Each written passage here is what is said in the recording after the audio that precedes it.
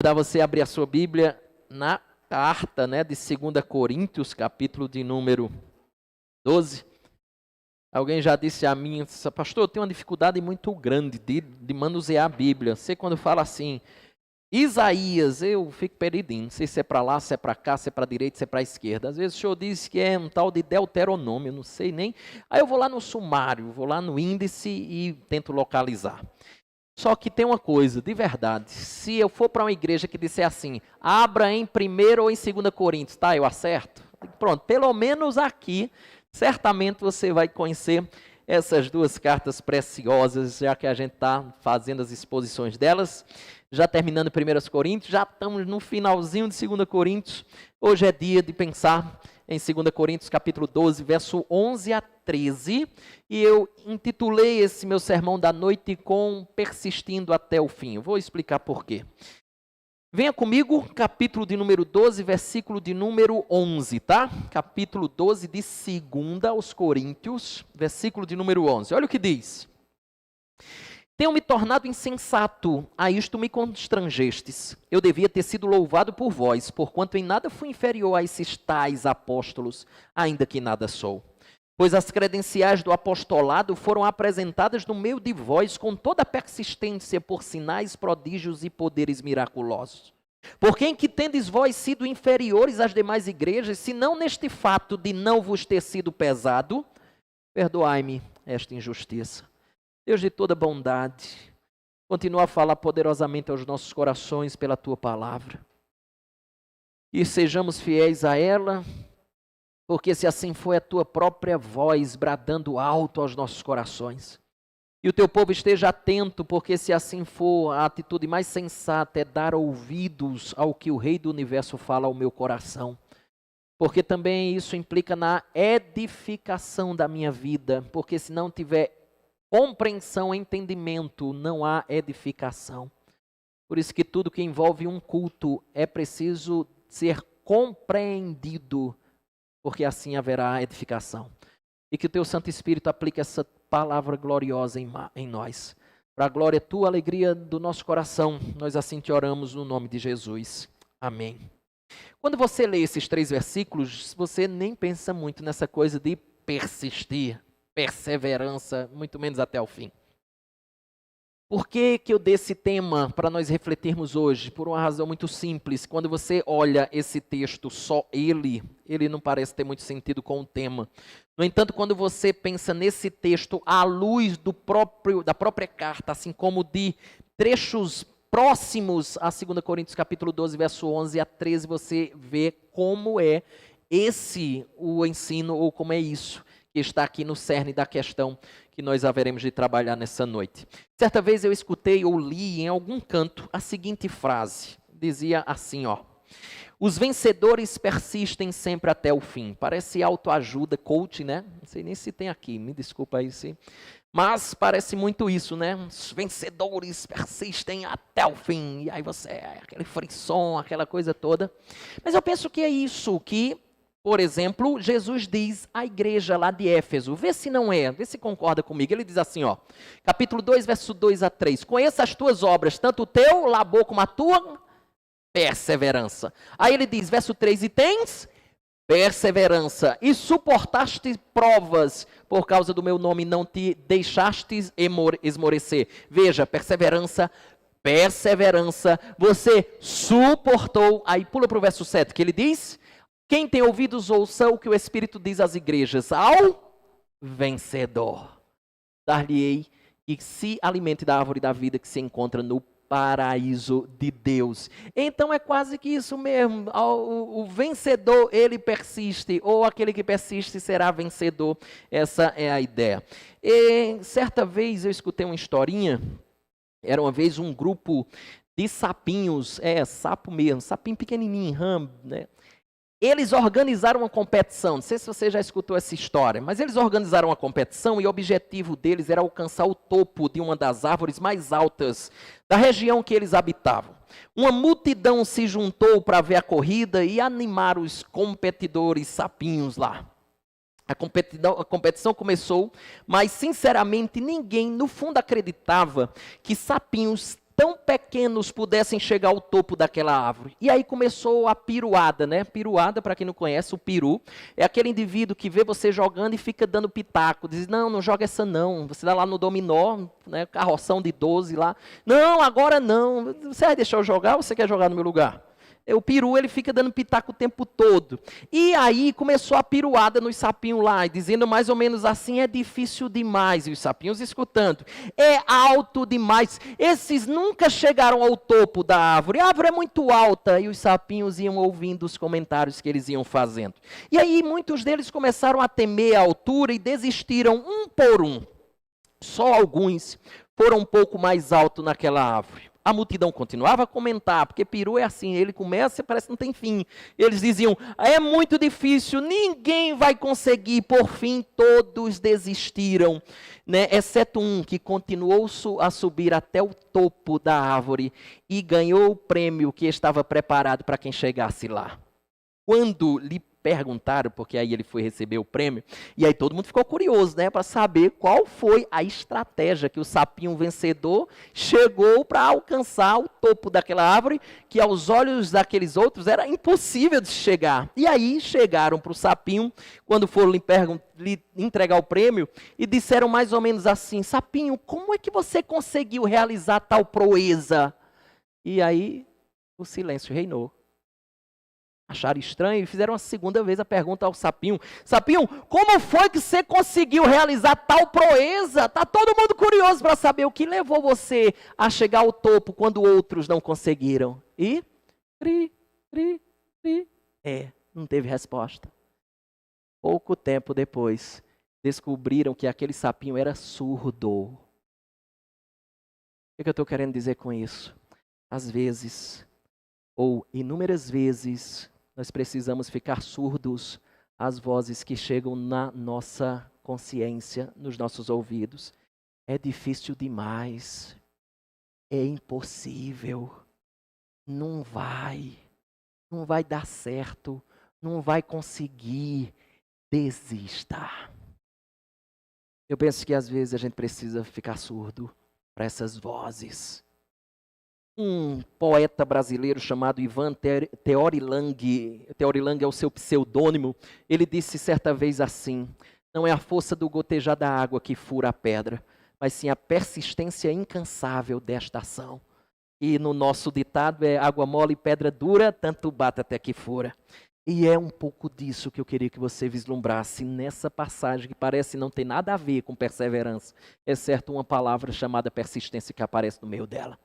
Quando nós lemos essa passagem na qual Paulo se aproxima do final da sua defesa ou a defesa do seu apostolado, parecem-nos as palavras de um homem que se esforçou muito, mas que está cansado de tudo que ele fez. Porém, eu queria dizer que é isso aqui o cerne da questão, porque mesmo cansado, ele não desistiu da sua missão. Mesmo cansado, ele não desistiu de um povo complicado como esse aqui de Corinto. Esse povo é complicado. Esse povo lhe causou muitos males, mas ele não desistiu desse povo, ele investiu nesse povo, ele trabalhou para que esse povo pudesse conhecer a Cristo. Então, à luz disso, meu primeiro ponto nessa noite, já que o nosso tema é persistindo até o fim, eu queria que você vislumbrasse isso no verso 11, que nós persistimos não pelas nossas forças, mas nós persistimos por meio da ajuda de Deus. Aí a coisa começa a ficar muito interessante. Por isso, veja o verso 11, que ele diz assim, ó, tenho me tornado insensato, a isto me constrangestes. Eu devia ter sido louvado por vós, porquanto em nada fui inferior a esses tais apóstolos, ainda que nada sou. Pega só a parte inicial, ele diz assim, ó, tenho me tornado insensato. Insensato é uma palavra grega chamada afron. Esse A é o A da negação, né, do não, e o fron significa mente. Então a tradução de insensato seria mais ou menos assim, ao pé da letra, tenho me tornado não mente. Tenho me tornado sem mente. O que ele está dizendo aí? Por isso que talvez a sua tradução esteja tolo. Na minha está insensato aqui. Insensato é que não é conforme ao bom senso, que não é conforme à razão, aquele que não está em seu juízo. O que é isso? Um doido, louco. É isso que ele está dizendo, coisa de doido, coisa de maluco eu fiz. O que foi que Paulo fez? Gloriou-se nos seus feitos. Portanto, gloriar-se é um ato inconveniente e envergonhoso, e Paulo sabe disso. Tanto é que tem um provérbio muito interessante na nossa escritura, na palavra de Deus, que diz assim, Provérbios 27:2, seja outro que te louve, e não a tua boca, o estrangeiro, e não os teus lábios. Esse é um princípio muito interessante, e Paulo está consciente de que tudo que ele passou, ou de tudo que ele fez, não passou de um exercício forçado de insensatez, de coisa de alguém sem juízo. Por isso que ele deixa claro que foi forçado, porque ele diz, continua no verso 11, olha o que ele fala, tenho me tornado insensato, aí ele diz, isto me constrangestes. Por quê? Porque os falsos apóstolos infiltrados na igreja de Corinto, eles começaram a caluniar o apóstolo Paulo, eles depreciavam o apóstolo Paulo, eles questionaram o apostolado de Paulo, e o que é que os coríntios deveriam fazer? Se opor a essa turma. É como se eles tinham que fazer mais ou menos o seguinte, dizer assim, meus amigos, nós conhecemos o apóstolo Paulo. Não, vocês estão errados em dizer o que vocês estão dizendo do apóstolo Paulo. Nós conhecemos ele e ele não é assim como vocês estão dizendo. Nós somos testemunhas oculares da conduta e do procedimento de Paulo entre nós. No entanto, o que eles fizeram? Silenciaram. Eles não falaram nada. Por isso que Paulo está dizendo, eu fui constrangido a me gloriar. Por isso que na NVI, não sei se é a sua tradução, mas ela diz assim, fui insensato, mas vocês me obrigaram a isso. E note que é isso, veja, parte B do verso 11, olha lá. Ele diz assim, eu devia ter sido louvado por vós, porquanto em nada fui inferior a esses tais apóstolos. Então ele está dizendo assim na parte B, eram vocês, não eu, que deveriam falar que eu preguei o fiel evangelho de Jesus Cristo e que vocês foram salvos. Eram vocês, não eu, que deveriam ter falado que eu instruí vocês a viver uma vida de amor. Lembra 1 Coríntios 13, ainda que eu falasse a língua dos anjos e dos homens, se eu não tivesse amor, vocês estavam fragmentados, um diziam que era de Paulo, outro de Apolo, outro de Cefas, outros de Cristo, e a igreja estava brigada, fragmentada, dividida, e eu disse, vocês precisam amar, porque vocês podem ter o maior dom, o dom mais espetacular possível, mas se vocês não tiverem amor, de nada valerá o dom espetacular que vocês têm. Era para vocês terem dito isso para os falsos mestres que se infiltraram na igreja de vocês. Eram vocês que deveriam ter dito que eu lutei pela comunhão dessa querida igreja. Eram vocês, não eu, que deveriam ter falado que eu trabalhei para levantarmos uma boa oferta para os cristãos da Judéia que estavam passando fome. Eram vocês, não eu, que deveriam ter citado a lista de sofrimento que está aqui no capítulo de número 11 que eu citei, que eu suportei por amor à igreja, que eu suportei para o avanço do evangelho e por amor a Deus. Eram vocês que deveriam estar falando isso.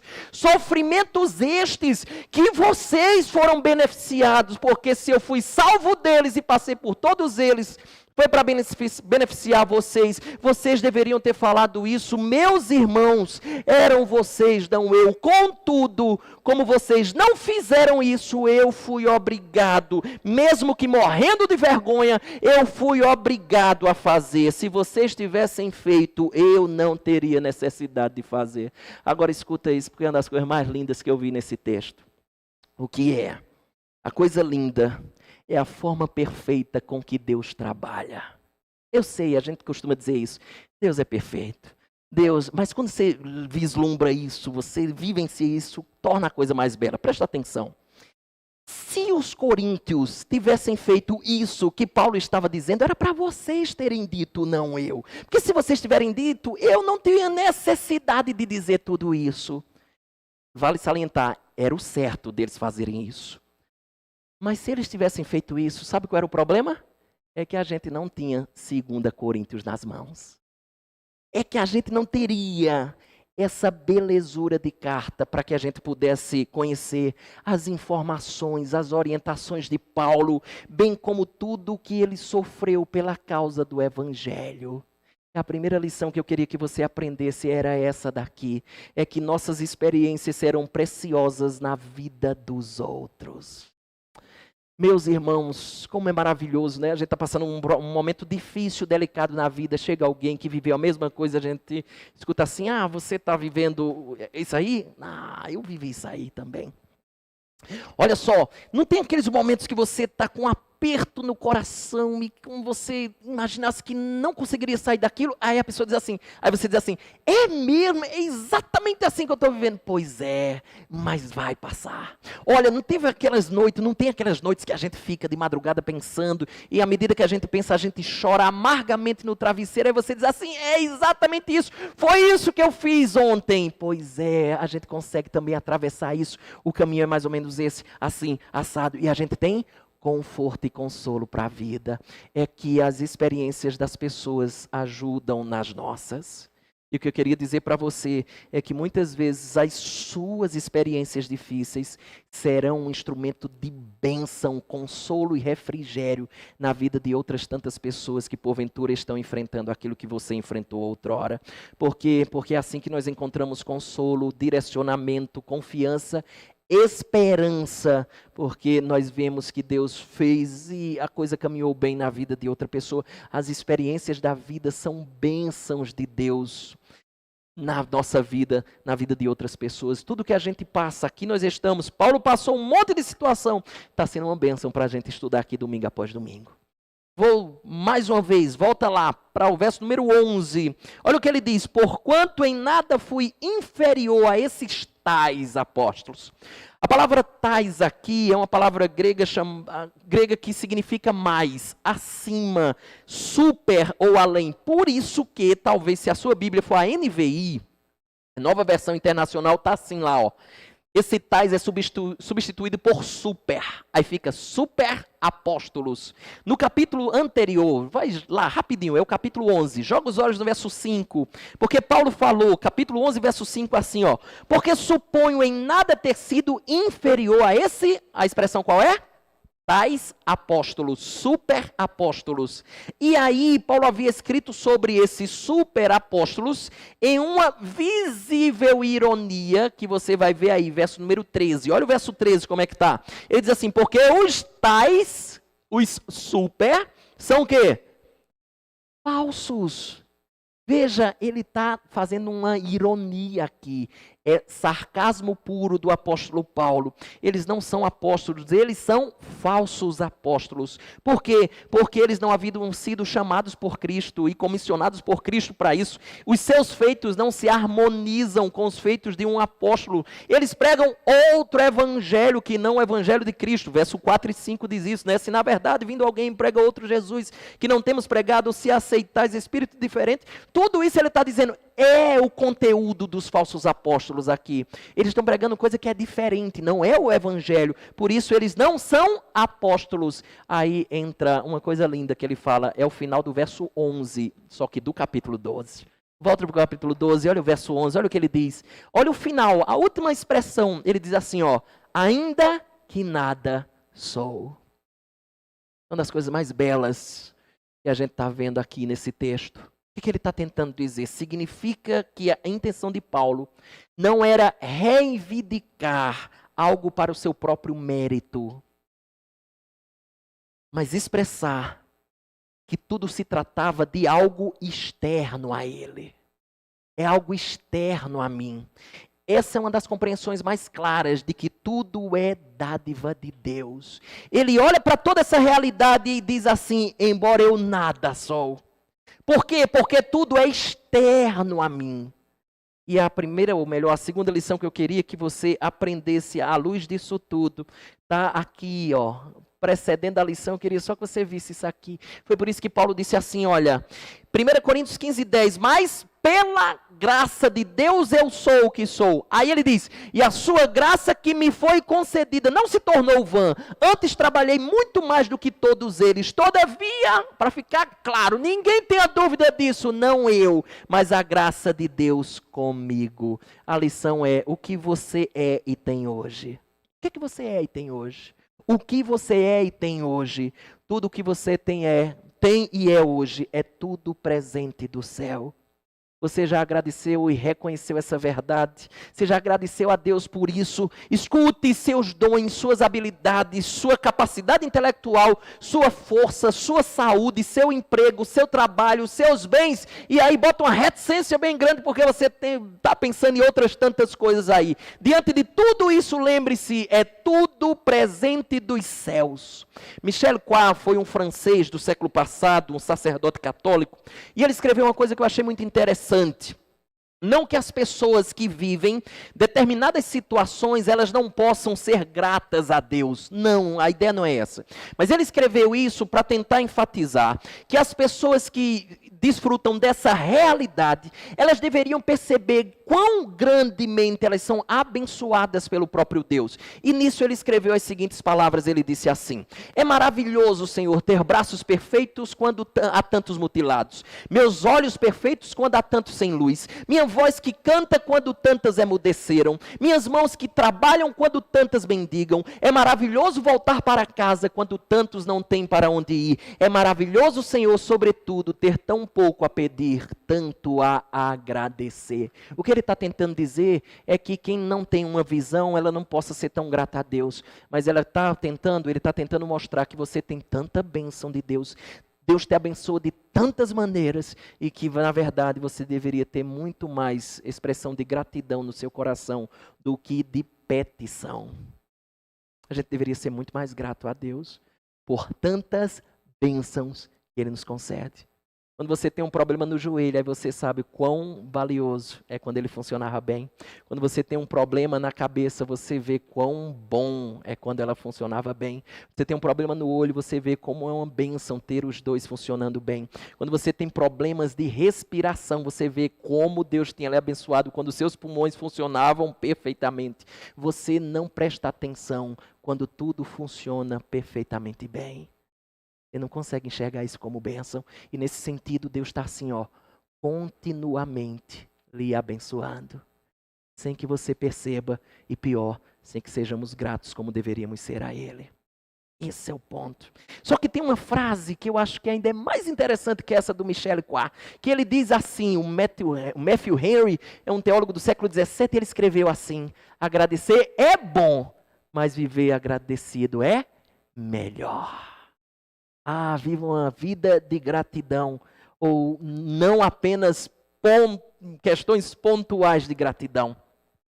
Paulo falou tudo o que falou, mas por fim ele reconhece que nada ele é. Ele diz, nada sou. Por quê? Porque é tudo dádiva dos céus. É tudo presente do alto. Então, ele persiste por quê? Porque ele tem a ajuda de Deus. A questão é externa a Ele. Eu nada sou. Sou o que sou, porque uma força ou uma bênção ou uma capacidade externa a mim chega a mim.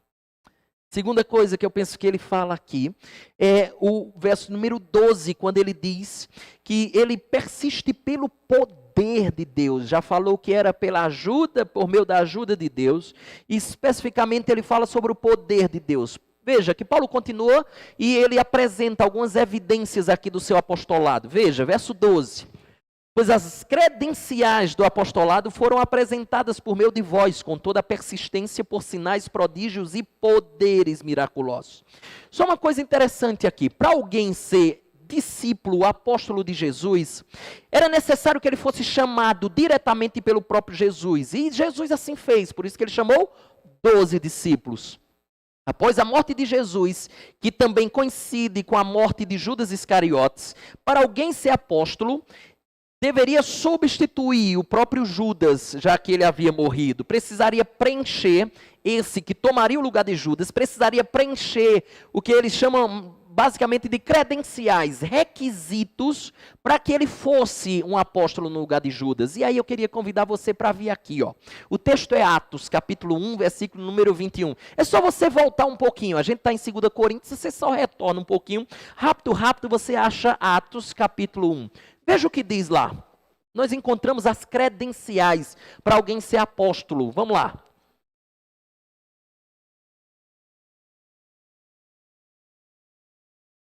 Atos capítulo 1, verso 21. Achou? Vamos lá.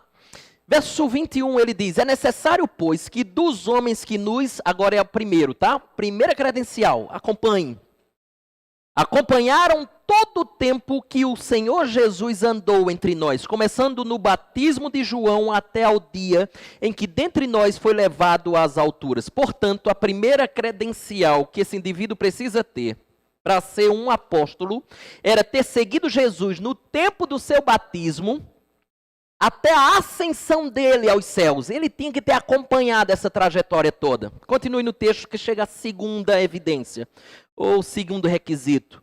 Um destes se torne testemunha conosco da sua ressurreição. Ressurreição, ou ter testemunhado a ressurreição de Jesus, era um segundo requisito para que alguém pudesse entrar no colégio apostólico aqui. Verso 23, o que é que diz? Então propuseram dois, José chamado Barsabás, cognominado Justo, e Matias. Para encurtar a história, Matias foi o escolhido aqui. Lembre, ninguém poderia ser apóstolo sem que se encaixasse nesses requisitos aqui. O que é que significa? É que isso já elimina a possibilidade de nós termos apóstolos hoje. Isso. Não existe mais apóstolos hoje. Por quê? Porque os requisitos são esses, a não ser que o indivíduo que disse ser apóstolo hoje, ele foi, né, transladado para praticamente 2000 anos atrás, tenha, né, vivenciado aquilo nas escondidas, uma coisa bem misteriosa, que depois Jesus chamou, e aí só você que pode, né, acreditar numa questão dessa. Não é possível. Não existe mais apóstolos hoje. Por isso que é estranho a nós essa percepção. Vale lembrar uma coisa, que deveria ser apenas 12. Lembra disso? Deveria ser apenas 12. Caso contrário, poderiam ter colocado quem? O rapazinho lá que estava com Matias. Por que não? Estava entre dois. Por que tem que escolher um? Bota os dois, seria melhor, nós teríamos mais uma pessoa. Não, só um, porque são 12. São 12. O número 12 era fechado, exclusivo e simbólico das 12 tribos de Israel, que era o povo de Deus do Antigo Testamento, e agora o novo Israel de Deus é simbolizado aqui pelos apóstolos, pelos discípulos, que são 12, e esse povo representa a igreja do Senhor. Daí você pergunta, pastor, tá ótimo, estou entendendo tudo, mas se você já diz que são 12, e já tinha 12, que Matias preenche a vaga de Judas Iscariotes, conta para mim, onde é que Paulo entra nessa matemática aí? Porque Paulo dizia ser apóstolo, com Paulo são 13, a conta não bate. Paulo entra como a única exceção. Aí você diz, peraí, Aí não dá para... Então vamos aceitar o apóstolo fulano lá. Por que não pode ser outra exceção? Deixa eu dizer para você por que eu vou argumentar aqui. Aqui você tem uma coisa linda, chamada de paralelo. Aqui nós temos um paralelo muito interessante com o Antigo Testamento. Vê isso aqui, ó. Isso aqui são os nomes das 12 tribos lá de Israel. Você tinha no Antigo Testamento as 12 tribos. Porém, por algumas razões, José, ele foi substituído. Você pode estar vendo um risco aqui, ó. José foi substituído pelos seus dois filhos nas tribos. Os filhos eram Efraim e Manassés. E a tribo de Levi, que é essa tribo aqui, ó, que também está arriscada, essa era uma tribo que não tinha terras. Por isso que na sua Bíblia, não sei se está dando para você ver daí, mas no final lá, aqueles mapas que você nem vê, você acha que não serve para nada, sei para que imprimir isso aqui, que a gente não usa mesmo, usa, é só ler a história fazendo essa ponte aqui, ó. Olha os nomes, você está dando para ver daí, se você tiver a visão boa como a minha, você vê fácil. Então, ó, você tem as terras e você tem os nomes, ó, Efraim, Dan, Gade, Manassés, Assé, Naftali. Então era assim. Cadê Levi, a tribo de Levi? Cadê? Não acha. Porque a tribo de Levi era uma tribo que ficava exclusiva para os trabalhos no tabernáculo e no templo. De modo que quando você volta e conta dessa forma... Bom, agora vai. Vamos lá. Oxi. Já passei demais aqui. Volta. Me ajuda aí. Isso. O anterior. Voltando. É isso. Quando você conta, você tira José, tira Levi, ou melhor, bota Levi, porque José é substituído pelos dois, você tem 13. Mas Levi está trabalhando dentro do templo. Levi seria essa exceção. Olha o paralelo do Novo Testamento com o Antigo. Paulo é a exceção entre os 12. Lá tinha 13, era a tribo de Levi. Não estava nas terras, mas ela fazia parte das tribos. Paulo, ele não estava lá naquele período, né, de ter sido chamado por Jesus. E ele vai dizer, a gente vai ver, deu um spoiler aí, mas você vai ver que ele é uma exceção também, mas ele faz parte do colégio apostólico.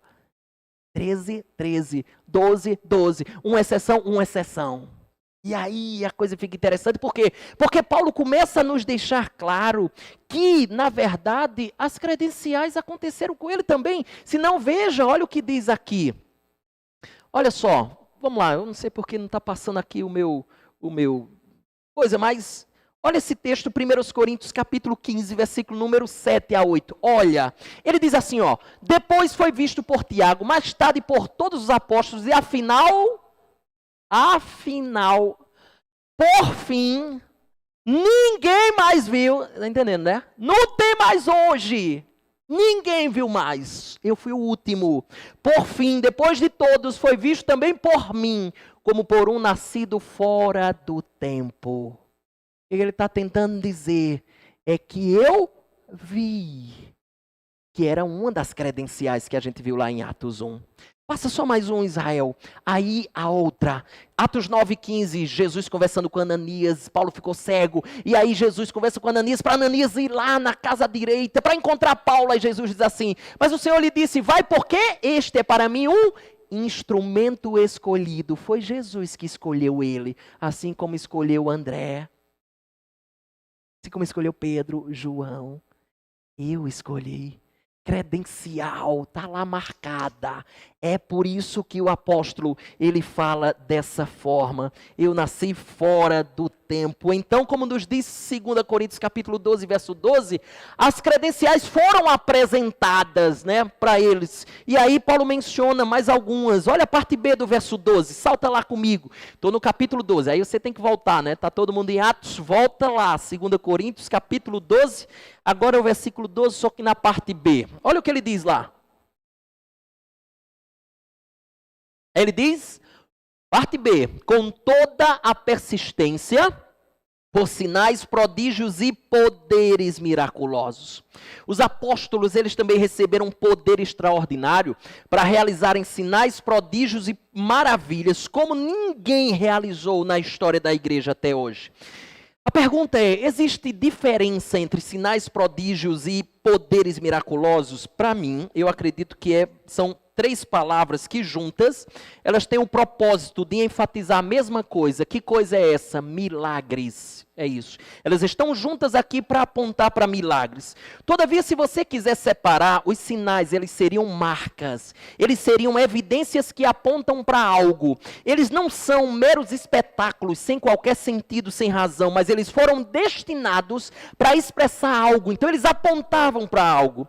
Então, quando você lê a outra expressão, que são prodígios, são milagres, é coxo andando, é cego enxergando, é morto ressuscitando, e isso aconteceu na vida dos apóstolos. Quando você vem para poderes miraculosos, que é a terceira palavra, ali ele está falando do poder que faz com que esse milagre aconteça, se a gente puder dividir ou distinguir. Para mim, eles estão apontando para a mesma coisa, é só uma questão de ênfase. Só que tem uma coisa interessante.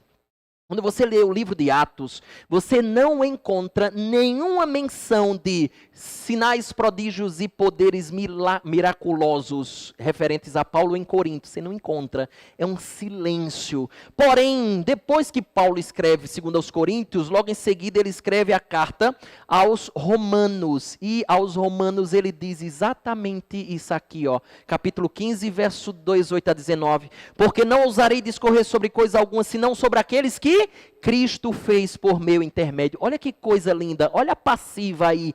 Eu fui apenas canal, instrumento. Foi Cristo que fez por meu intermédio. Está muito claro que não sou eu, é Cristo que faz por ou através de mim.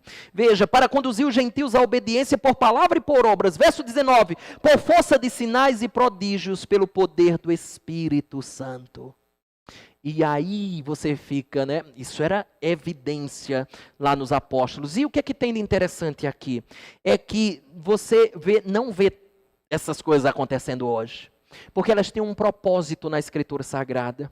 Elas têm um propósito de testificar a mensagem que estava sendo pregada, autenticar aquela mensagem que ela era de fato a mensagem de Deus. Como ela era autenticada? Sinais, milagres, poderes miraculosos ou milagres. Eles pregavam e milagres aconteciam, autenticando a mensagem deles. E quando a gente olha para os textos de Atos, você vê muita coisa acontecendo. Por exemplo, Paulo, quando está em Atos capítulo 14, verso 8 a 10, você vê que Paulo restaurou um coxo.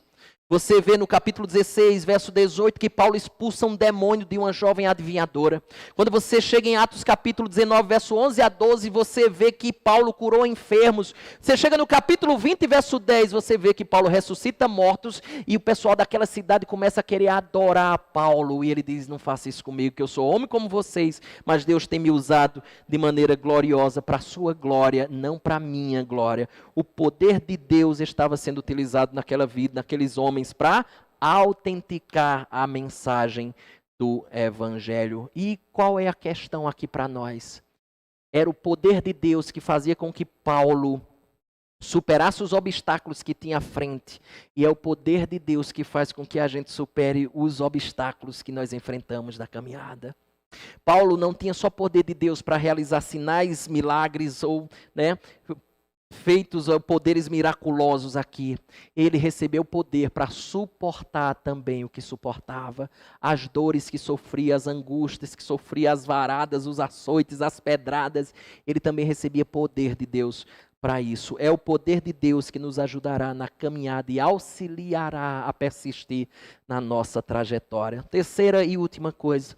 Nós já falamos que o nosso tema é persistindo até o fim. Primeiro, nós vimos verso 11, persistindo por meio da ajuda de Deus. Segundo, persistindo por meio do poder de Deus. E em terceiro e último lugar, persistindo apesar dos dramas e injustiças. Se não, veja verso 13, veja o que diz.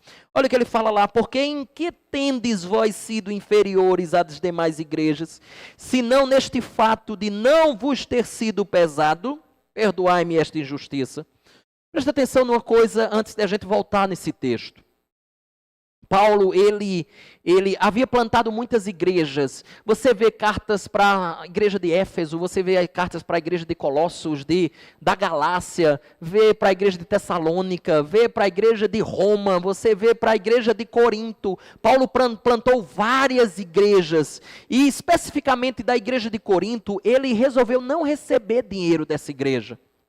Provavelmente, pelo contexto, ele poderia ser acusado de ser mercenário. E veja, ele recusou aceitar e ele ainda foi acusado de ser mercenário. Imagina se ele aceitasse. E aí, vale ressaltar que um dos costumes da época de Paulo era que os mestres tinham que ser pagos pelos seus serviços. Se eles recusassem aceitar o dinheiro do pagamento pelos seus serviços, indicavam assim que seu trabalho era inferior e indigno de pagamento. Não era digno de pagamento. Só que aí a gente já tem uma prova.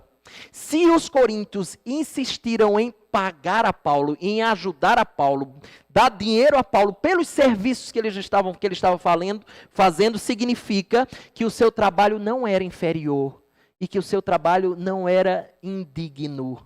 Era digno, tanto é que eles queriam pagar por aquele serviço que Paulo realizava.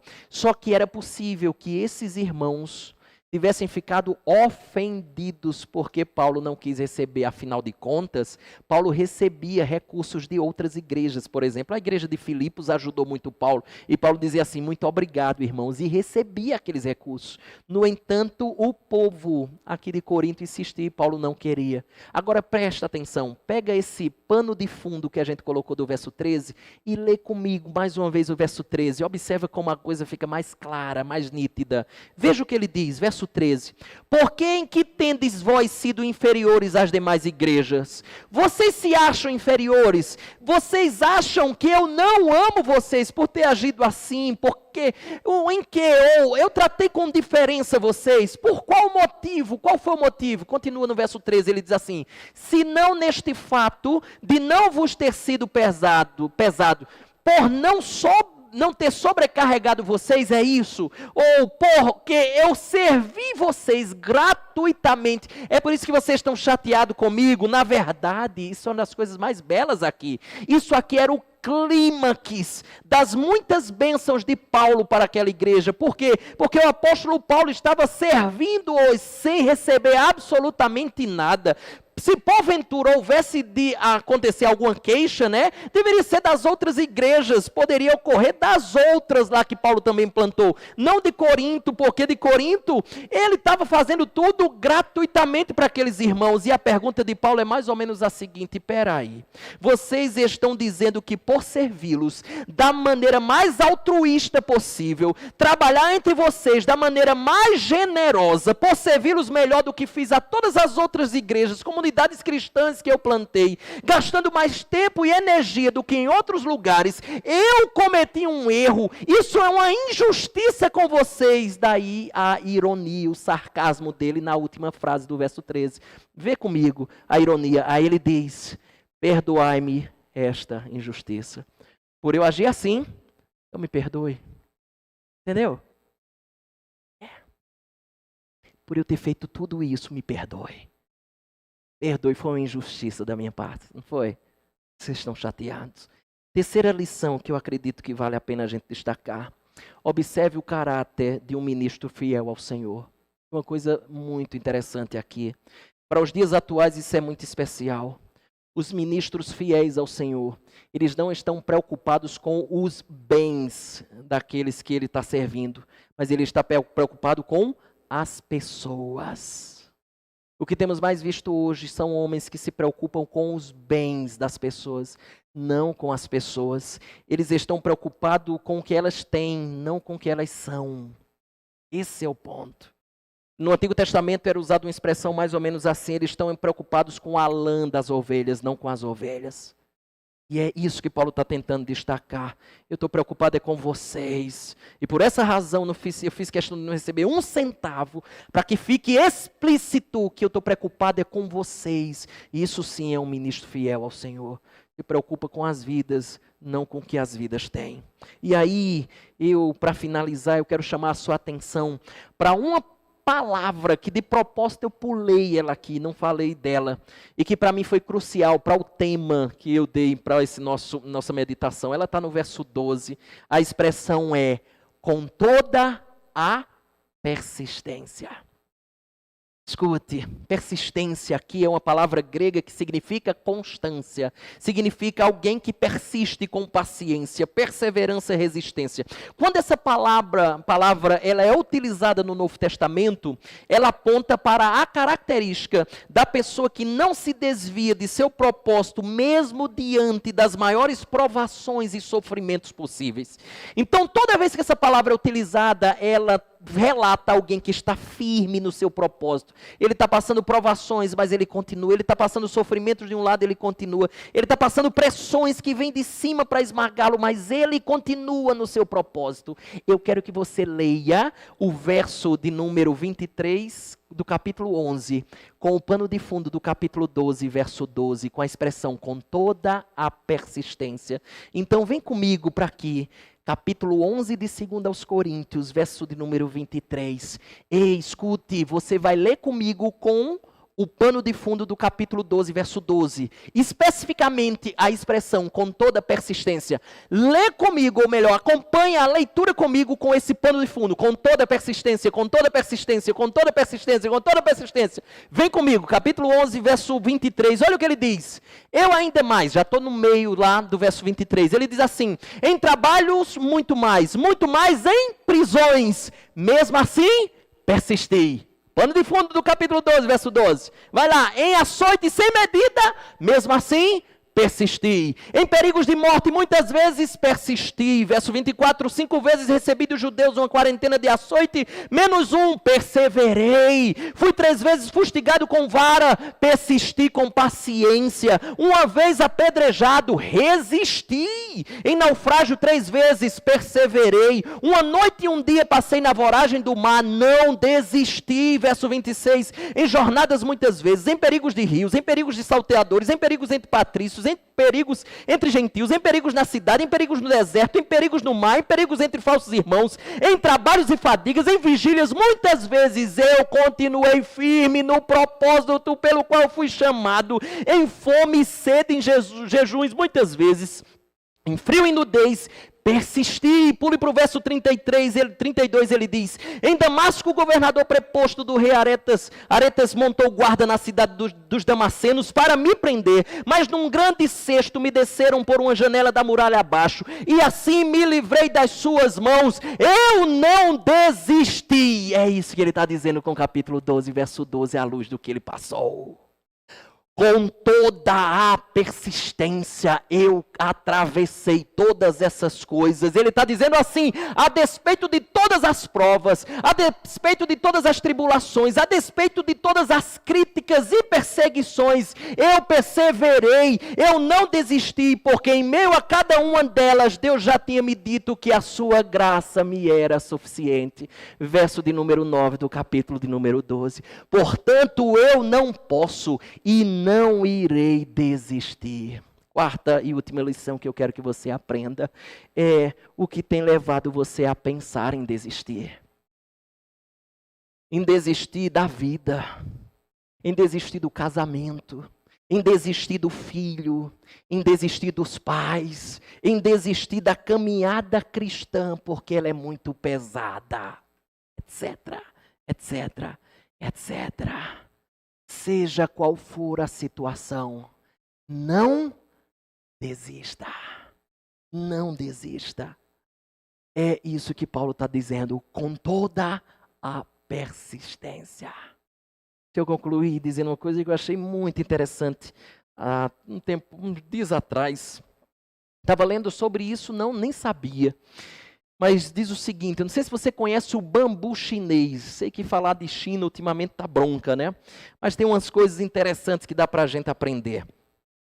Conta que o bambu chinês, após 5 anos de plantado, você não consegue ver praticamente nada desse bambu, exceto um diminuto broto. Isso aqui, ó. Não sei se está dando para ver.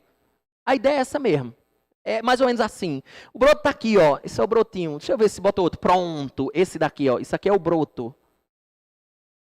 Depois de plantado, 5 anos após plantado, você não vê nada do bambu chinês, exceto o broto. Está lá.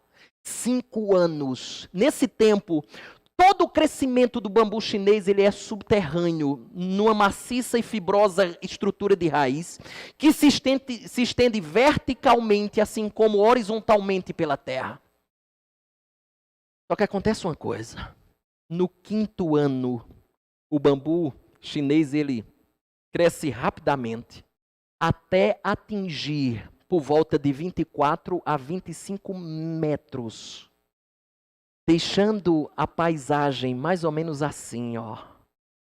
Não sei se... É porque não dá para... A foto talvez não revela, mas isso é tudo bambu, ó. Assim. Ou assim. O que eu estou querendo dizer é que depois de pouco tempo, passa 5 anos sem ver nada. Depois de uma coisa repentina no 5º ano, a paisagem muda de forma drástica. Deixa eu dizer uma coisa para você. Muitas coisas na vida são iguais a bambu chinês. Você trabalha, investe tempo, esforço, faz tudo o que pode para ver algum resultado.